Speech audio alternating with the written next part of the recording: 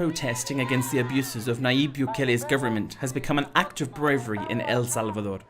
The country has been living under a state of emergency since March 27th. Police can arrest anyone deemed suspicious without prior investigation. Santos's daughter has been in prison for 7 months. She was accompanying a friend who was going to open a bank account. When the police did an ID check, she didn't have her ID on her.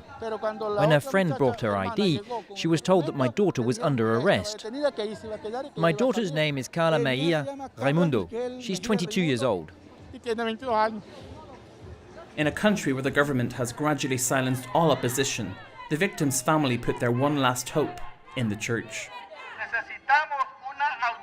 We request an audience with you, Bishop Alas, on behalf of victims of the regime. In the cathedral, the Archbishop ends up ignoring the protesters on his doorstep and makes his weekly announcements without mentioning them.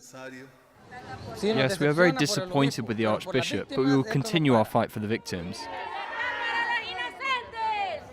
For more than 20 years, El Salvador has been living in fear of gangs who kidnapped, extorted and murdered people. The country was long considered the most dangerous in the world.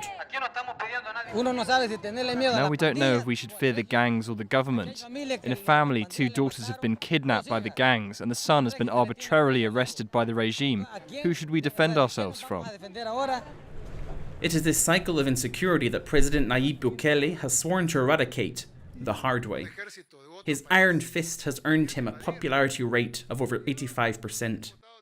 The state of emergency is very good. It only hurts criminals. In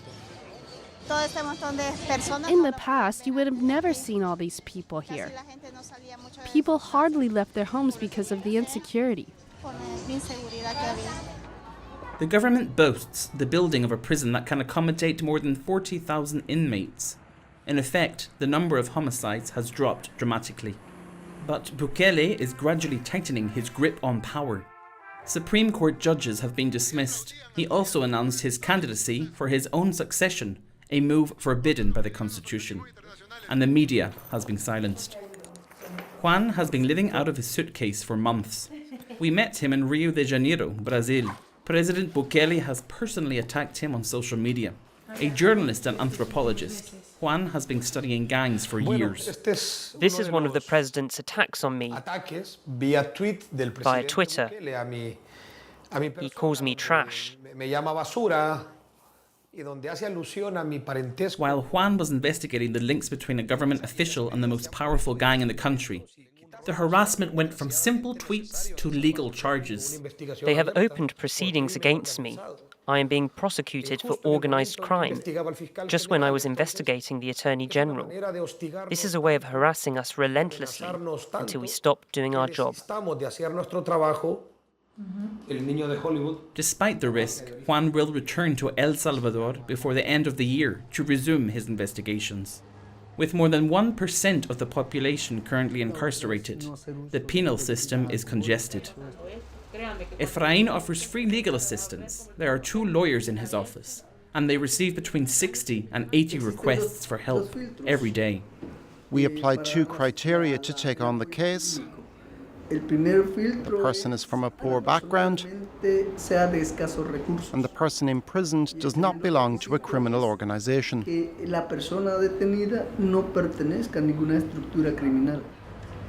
Police stations have daily arrest quotas to meet and often target the poorest. This woman was left penniless after her father and brother-in-law were detained 5 months ago. I'm really hurt by what's happening in El Salvador. If only I could leave with my family. What we're going through isn't fair. They've destroyed my family. They have generated a terrible sense of fear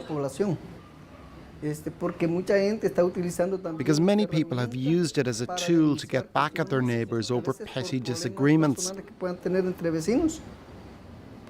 And since the police don't investigate, they come and arrest the person without further explanation.